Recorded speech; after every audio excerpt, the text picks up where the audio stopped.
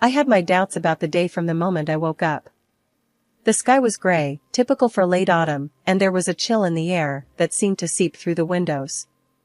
I was scheduled to interview the state governor, an opportunity any journalist would kill for, and yet, I was uneasy. Maybe it was the weight of responsibility, or the fact that my little Ellie had woken up with a slight fever. Either way, the day felt off. I dropped Ellie off at my mom's place, giving her a quick kiss on the forehead before heading to the governor's office. My mom, always the worrier, said, "Make sure you watch yourself around those politicians. They're all smiles and handshakes until they're not." At the governor's office, I was met by his assistant, a man named Tom. He was a bit older than me, probably edging into his early 40s, with a sharp suit and a smile that managed to be both professional and warm. "Clara, right? Heard a lot about you. All good, promise," he said, extending his hand. "Yeah, that's me. And you're Tom? I appreciate the help setting this up," I said, shaking his hand. His grip was firm, confident. The interview itself went better than expected. The governor was forthcoming, even charming, and I got some good quotes that I knew would make my editor happy. But it was Tom who caught my attention. He lingered nearby, always watching, making sure everything was in order. After the interview, while I was packing up my recorder and notes, Tom came over. "You got plans after this?" "There's a decent coffee place just around the corner. Their espresso will knock your socks off." I hesitated for a moment. It wasn't like me to mix work with anything personal, but there was something about Tom's straightforward manner that was disarming. "Sure, why not? I could use a good coffee after this," I replied. At the coffee shop, the conversation flowed easily. Tom talked about his daughter Amy, who was about to graduate high school and had plans for college. "She's got her mother's brains. Smart as a whip. I just try to keep up," he laughed. "I know the feeling. My Ellie's only 6, and she already outsmarts me daily," I said, laughing along. We talked more about our kids than anything else. It was refreshing to have a conversation that wasn't just about work or politics.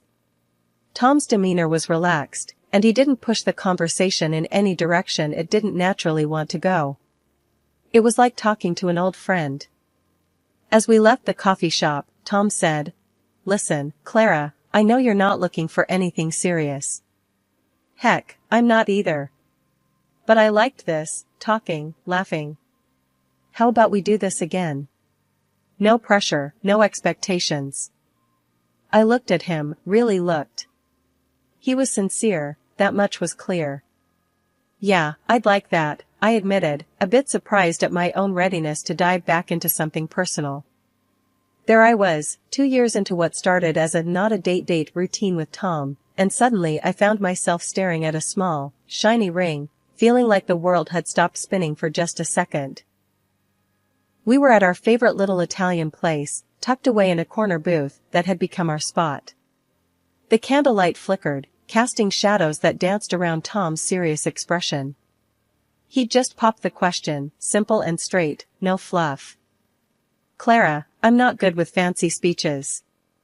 So, how about it? Will you marry me?" Looking into his hopeful eyes, all I managed was, "Are you sure? Because, you know, life with me is a 3-ring circus."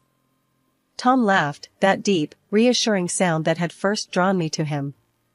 "I'm counting on it. Ellie's a part of the deal, right? Wouldn't have it any other way." "Okay then, yes," I said, my voice steadier than I felt. "Yes, I'll marry you." Tom's place was bigger, with a yard that seemed to stretch forever and rooms that echoed with the potential of new memories.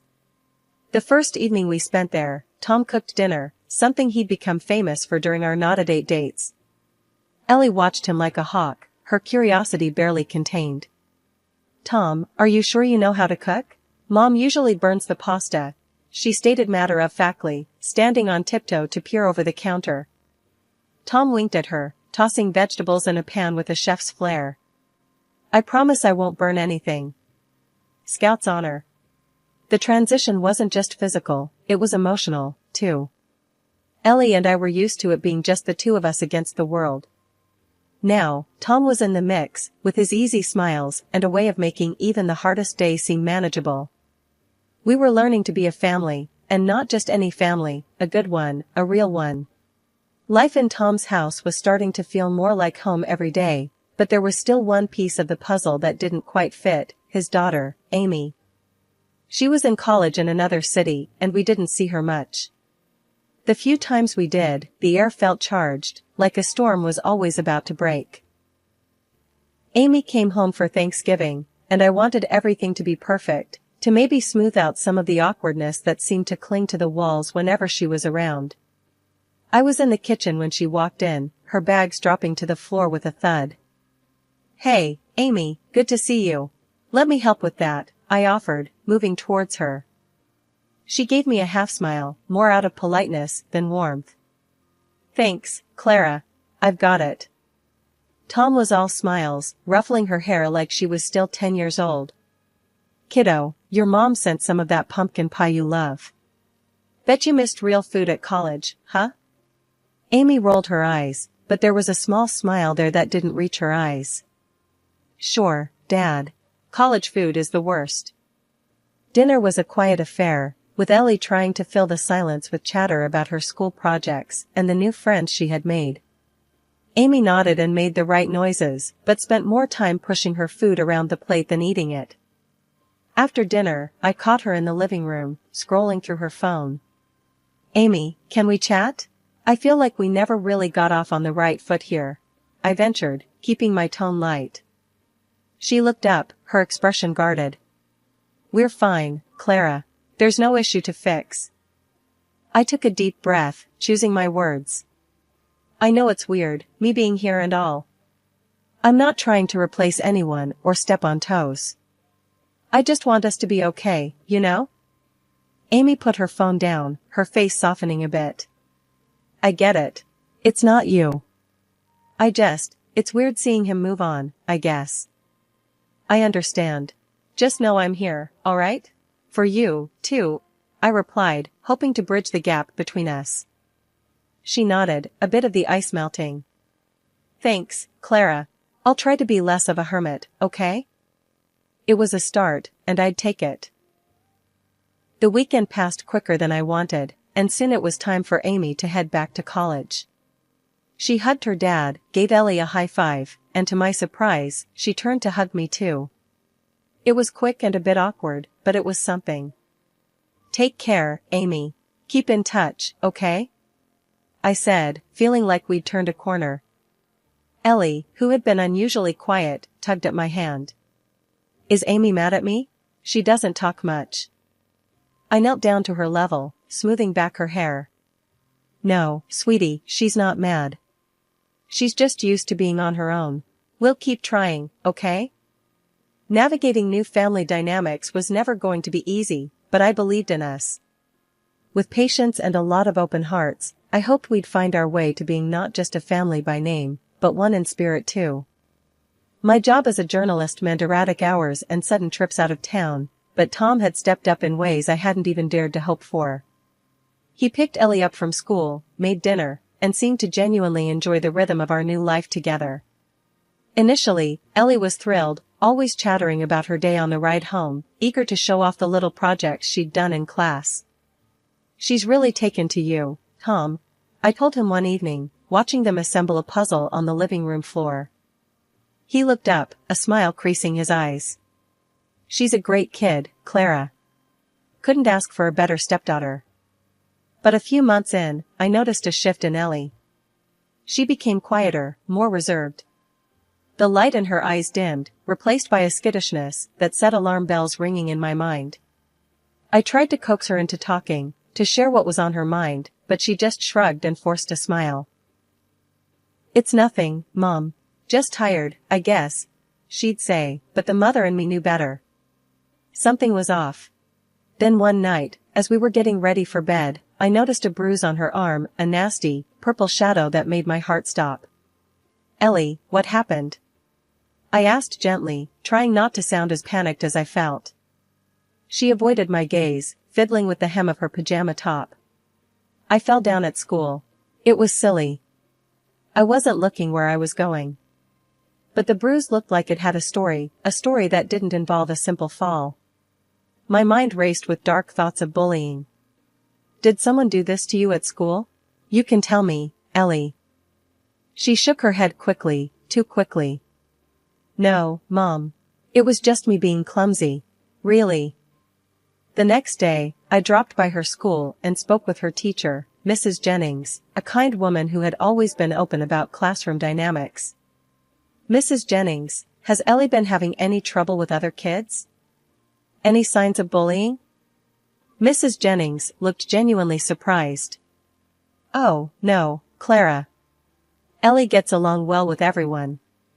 She's a quiet child, but she's not having any problems with other children that I've noticed. That left me more unsettled. If school was fine, then what was causing Ellie's change in behavior and the mysterious bruise? My mind churned with possibilities, none of them good. Determined to get to the bottom of things, I decided to buy a smartwatch that could record audio. I told myself it was for Ellie's safety, that I wasn't invading her privacy, but protecting her. When I gave her the watch, her face lit up with a smile I hadn't seen in weeks. Wow, a smartwatch? For me? Ellie's voice was filled with excitement. Yep, you can wear it to school and everywhere. Think of it as an early birthday gift, I explained, trying to keep my voice cheerful. I watched her strap the watch to her wrist, her fingers fumbling with excitement. My heart was heavy with mixed feelings as she admired it. I hoped the watch would provide answers, that it was just my overactive imagination at work and nothing more. The routine with the smartwatch started off innocent enough. For days, all I heard were snippets of school lessons and the mundane chit-chat of children's lives. Ellie seemed happier at school, laughing and interacting freely, which was a stark contrast to her quiet demeanor at home. It gave me some peace of mind, hearing her like that. But that peace was shattered one busy afternoon at work. I had stepped out for a quick lunch at my desk, popping in my earbuds to listen to the latest recordings from Ellie's watch. It was a habit now, checking in on her world, making sure she was okay. That day, however, I was met with something that stopped me cold. Tom's voice boomed through the tiny speakers, harsh and cruel. You're such a fool, Ellie. Why can't you ever listen? His words were sharp, each one a dagger. The reply was a small, stifled sob, unmistakably Ellie's. I'm sorry, I didn't mean to. Then the sound, a sharp slap, the kind of sound that echoes long after it's over, followed by Ellie's crying. My hand flew to my mouth, stifling a gasp. My heart raced, anger and shock warring inside me. This wasn't just a small misunderstanding. This was my worst fear laid bare. I sat frozen, my lunch forgotten, as the world continued bustling around me. I couldn't think straight. All I knew was I needed to get to Ellie, to hold her, to get her away from him. I rushed home, my mind racing, planning, dreading. When I arrived, Ellie was there, alone, sitting quietly in her room. Seeing her like that, so small, so vulnerable, it broke something inside me. Ellie, baby, we need to talk, I said gently, sitting beside her on the bed. She looked up, her eyes wide and scared. I took a deep breath, steadying my voice. I know about Tom, about how he's been treating you. You don't have to be scared anymore. I heard everything. The floodgates opened then, and she poured out everything. The threats, the hits, how he'd made her promise not to tell me, how scared she was that it was somehow her fault. My heart ached with every word. I packed a few things quickly and drove her to my parents' house. They were horrified when I told them everything, and they didn't hesitate to take us in. Stay here tonight, my mom said, her voice firm with that maternal resolve. We'll take care of Ellie. You go sort this out. I hugged Ellie goodbye, her small arms clinging to me a moment longer than usual.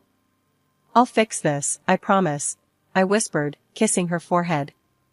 Leaving her there, safe with my parents, I drove back home. The house seemed darker, colder. I sat on the couch, the silence oppressive, waiting for Tom to come home. My mind raced with what I would say, how I would confront him. Anger, fear, betrayal, it all swirled inside me, a storm waiting to break. The sound of the front door opening and Tom's cheerful whistling sliced through the tense silence of the living room where I was waiting. He came in, all smiles, utterly unaware of the storm that was about to break. "Hey, babe. What's for dinner?" His voice rang through the house, light and carefree. I stood up, my stomach churning with nerves and anger. "We need to talk. Now," I said, my voice steely and calm. The smile faltered on his face. "Sure, what's up? You look serious." "It's about Ellie," I began, watching as his expression shifted from confusion to concern. "What about her? Is she okay?" He took a step towards me, his brow creased. I cut him off, the fury building inside me. "No, Tom, she's not okay. Because of you." He stopped, his face a mask of bewilderment. "What are you talking about?" "I know about the abuse, Tom. I know how you've been treating her when I'm not around." The words felt like bullets, each one harder to say than the last. For a moment, he just stared at me, and then he laughed. A cold, harsh sound that echoed mockingly around the room. "You're being ridiculous. You have no proof. You think you can take me down? With what? Your overactive imagination?" His arrogance boiled my blood. "I have more than enough proof, Tom." He smirked, stepping closer. "Come on, Clara. You and I both know you're bluffing. If you push this, I'll make sure you regret it. I can destroy your career, drag your name through the mud. Don't forget, I have connections that you can't even dream of." The threat hung in the air, heavy and sinister. But I was ready for him. I pulled out my phone and hit play on the recording of his tirade against Ellie. His voice filled the room, cruel and unmistakable.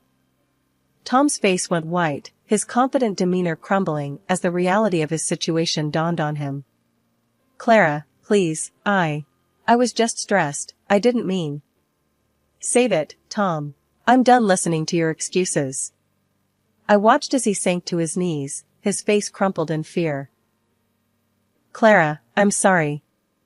I'm so sorry. Please, I can change. Don't do this. Don't ruin my career and my life. You should have thought about that before you hurt our daughter. You're not getting away with it this time." I stood firm, despite the part of my heart that ached to see him so broken. But I had to be strong, for Ellie. At that moment, the doorbell rang. I walked past Tom, still kneeling on the floor, and opened the door to 2 police officers. I had called them before Tom got home, the final step in ensuring my daughter's safety. "Officers, thank you for coming. He's in here," I said, leading them into the living room. Tom looked up, the fear apparent in his eyes as the officers read him his rights and handcuffed him. He muttered pleas for forgiveness as they led him away, but I felt nothing but a hollow relief. Ellie was safe now, and that was all that mattered. After the door closed behind them, the silence was deafening. I sank down onto the couch, the adrenaline fading, leaving exhaustion in its wake. I knew this was only the beginning of a long battle, but for the first time in what felt like forever, I could breathe. Ellie was safe, and Tom would face the consequences of his actions. It wasn't long before the news exploded, splashing across every headline and becoming the talk of the town. But nothing prepared me for the knock on my door early one morning, just as the chaos was unfolding.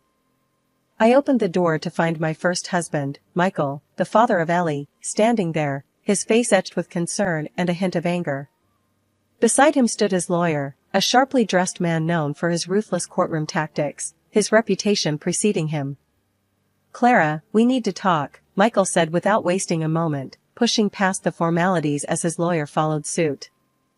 I sighed, stepping aside to let them in. "I guess we do." Once we were all seated in the living room, his lawyer, Mr. Davidson, wasted no time. "Clara, Michael here is very concerned about the welfare of Ellie and how this scandal could affect her. We want to ensure that her interests are protected, legally and financially." Michael chimed in, his voice firm. "Clara, I won't let our daughter be dragged through the mud because of him. What were you thinking, getting involved with a guy like that?" I bristled at his tone, my own anger rising. I was thinking that I found someone decent, which he seemed to be, until he wasn't. I'm handling it, Michael. As we debated back and forth, my phone buzzed. It was Amy, Tom's daughter, a message filled with urgency. I have something you need to see. Can we meet? I excused myself and stepped outside to call her. Amy, what's going on? Clara, I've got evidence. Evidence of what he did, not just to Ellie, but to me too, when I was younger. I'm ready to stand with you in court. Amy's voice was resolute, a stark contrast to the young woman who'd been so unsure before. Thank you, Amy. This means a lot. Let's bring this to light, all of it, I said, a wave of relief washing over me. Back inside, I relayed the news to Michael and Mr. Davidson. Looks like we'll have more than just our word against his. We have evidence, solid evidence, and his own daughter's testimony. Michael sighed, running a hand through his hair. All right, Clara. We'll support you in this, all the way. Just make sure it's handled with Ellie's best interest at heart. The court date was a spectacle, with reporters swarming the courthouse. Amy took the stand, her voice steady as she recounted years of hidden abuse. The evidence she provided was undeniable, the impact on the courtroom palpable. When the judge finally passed the sentence, it was more than I had dared to hope for. Tom was found guilty of child abuse and domestic violence. The judge awarded a significant fine in favor of both me and Amy, and Tom was sentenced to prison. His political career, his reputation, everything crumbled in the wake of his actions. The fresh start was exactly what Ellie and I needed. After everything that happened, buying a new house felt like claiming back a piece of ourselves that had been lost in the chaos. The house was smaller, cozier, a place where the shadows of our past couldn't reach us. Moving day was a mix of laughter and hard work, with boxes labeled Ellie's stuff outnumbering everything else. Mom, can I paint my room purple this time? Ellie asked, her eyes sparkling with the sort of excitement that had been missing for too long. Sure thing, kiddo. Whatever you want, I replied, grateful to see her so happy, so full of life again. We spent that first night on the living room floor, surrounded by boxes, eating pizza, and planning out what we'd do with each room. It was perfect, just the two of us, and yet, there was a new addition to our little family dynamic that I hadn't anticipated. Amy, Tom's daughter, had become a fixture in our lives. After the trial, something shifted between us. The shared trauma had bound us together, and she started coming around more often, helping with the house, bringing over books she thought Ellie would like, or just hanging out, talking about everything and nothing. Clara, you really didn't have to redo the guest room just for me, Amy said one afternoon as she helped me peel off old wallpaper. It's not just for you. It's your room, whenever you need it. Your family now, Amy, I said, and I meant it. She smiled, a little watery-eyed, and we went back to our task. In a twist I never saw coming, Michael, my ex-husband, started showing up too. First, it was to drop off Ellie or pick her up, but then it became coffee visits, then dinners. We talked a lot, about Ellie, about our past, about how we could never have imagined our lives intertwining like this again. Clara, I appreciate you letting me back in, after everything, Michael said to me one evening as we sat on the new deck, watching Ellie and Amy chase each other around the backyard. Michael, we're navigating through uncharted waters, but I think we're doing just fine, I replied, the ease between us a pleasant surprise. The relationship with Michael evolved, slow and steady. We were parents first, friends second, and if there was a hint of something more, we let it grow at its own pace. Ellie thrived in the new environment. Her laughter filled the house, her smiles more frequent and brighter. Seeing her like this, I knew we had made the right decision. Mom, look. I taught Amy how to make slime. Ellie exclaimed one Saturday morning, her hands and face speckled with glitter. Amy came into the kitchen, looking like she had fought a battle with a unicorn and lost. Yeah, she did. I think I have glitter in my hair still, she said, trying to brush it out, but laughing. Watching them together, I felt a profound sense of peace. We had weathered a storm, fought hard battles, and now, here we were, building a life full of hope and happiness. As the days grew warmer, our little household found its rhythm. We were a patchwork family, each of us with our own scars and stories, but together, we were whole.